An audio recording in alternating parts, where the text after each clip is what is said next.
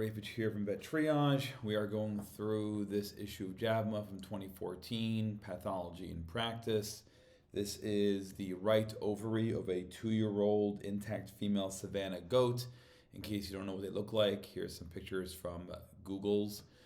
And this shows, this goat had irregular estrus cycles, so irregular heat cycles, failure to conceive despite breeding. They found an enlarged right ovary during laparoscopic artificial insemination. So they removed the right ovary with a right ovarectomy, and you can see here multiple cystic spaces and scattered areas of hemorrhagic necrosis. These dark areas are hemorrhagic necrosis. This study comes out of the University of Georgia Vet School.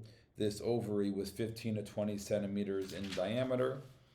The histological evaluation found proliferative, multicystic, highly cellular neoplasm, so cancer.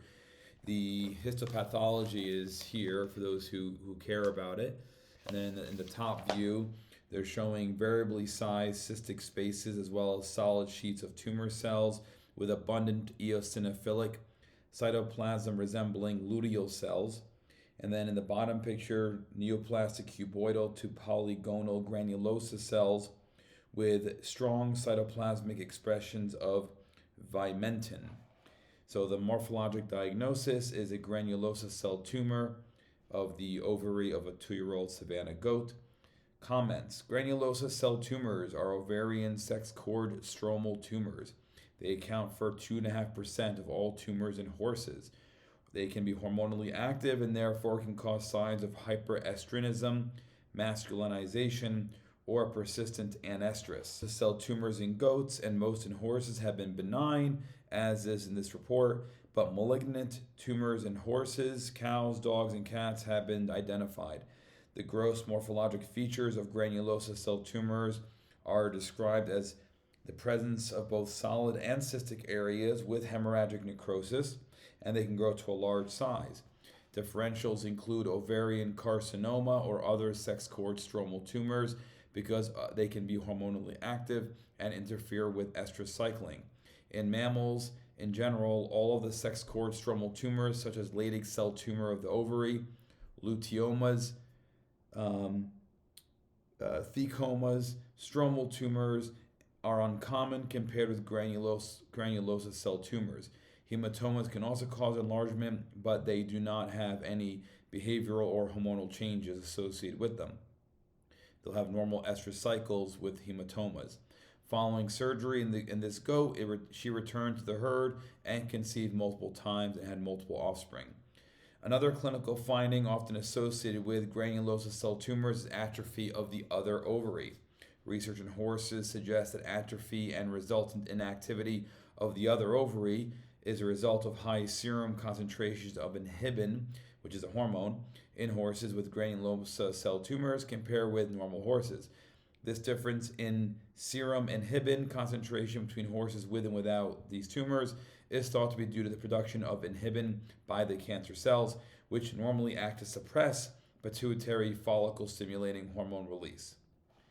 Histologically, neoplastic granulosa cells can be arranged in a variety of patterns within the same tumor, including macro and microfollicular, solid, trabecular, or nest arrangements that are then supported by stroma cells, a stroma of spindle cells.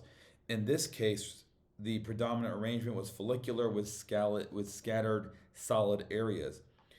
Call Exner bodies, characterized by radial aggregates of tumor cells surrounding central eosinophilic proteinaceous material, may also be present, but were not observed in this one. Benign equine granulosa cell tumors with co-expression of vimentin, glutathione S-transferase alpha, inhibin alpha, and cytokeratin in degenerating cells, and no expression of desmin or actin. So we've been through this before on this channel. Immunohistochemistry is when they take the cells, and so you can see here, for example, in this area right there, all the brown. So that's, they stain the cells for certain things, all those chemicals that I mentioned, and then they, based on the pattern of staining uptake, whether it's negative or positive, and if it is positive, how strongly positive is it? It can help you differentiate what kind of cell it is. Leydig, thecal, and stromal cells do not express inhibin alpha, and thecal and stromal cells express desmin and actin. They looked at cases from 2007 to 2011. Tumors were only reported for 21 of the 189 goat cases, which is 11%. Most tumors were detected in female goats. Mean age was 9 years. Results indicate the overall tumor prevalence in goats was relatively low. Squamous cell carcinoma was the most common, making up 35% of the 21 goat tumors. A uterine adenocarcinoma and a squamous cell carcinoma of the vagina were also found.